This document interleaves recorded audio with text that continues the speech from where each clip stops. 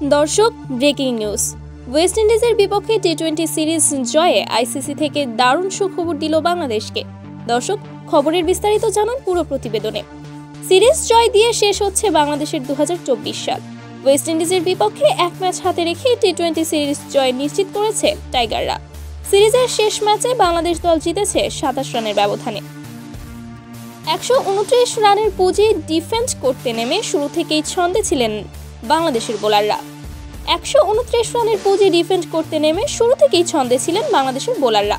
যদিও প্রথম 2 ওভারেই 19 রান নিয়ে হুঙ্কার দিচ্ছিলেন ওয়েস্ট ইন্ডিজের ব্যাটাররা। ব্রেন্ডন কিং ও আন্দ্রে ফ্লেচার তাসকিন আহমেদের শিকার হয়ে একই ওভারে ফেরেন সাজঘরে। 2 অঙ্কে পা রাখা জনসন চার্লসও বিদায় নিলে একেবারে ভেঙে পড়ে ব্যাটিং ইউনিট। এরপর নিয়মিত বিরতিতে একের পর এক উইকেট তুলে নিয়ে জয় ত্বরান্বিত করেন বাংলাদেশের বোলাররা।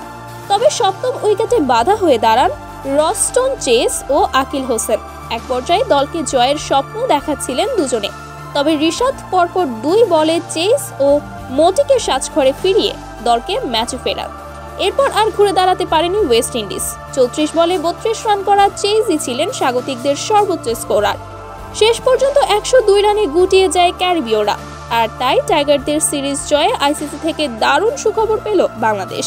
দর্শক, আইসিসি র্যাঙ্কিং পয়েন্ট টেবিলে 9 নম্বর থেকে 8 নম্বরে অর্থাৎ ওয়েস্ট ইন্ডিজের বিপক্ষে সিরিজ জয়ে 2 পয়েন্ট নিয়ে আরও এক ধাপ এগিয়ে গেল বাংলাদেশ।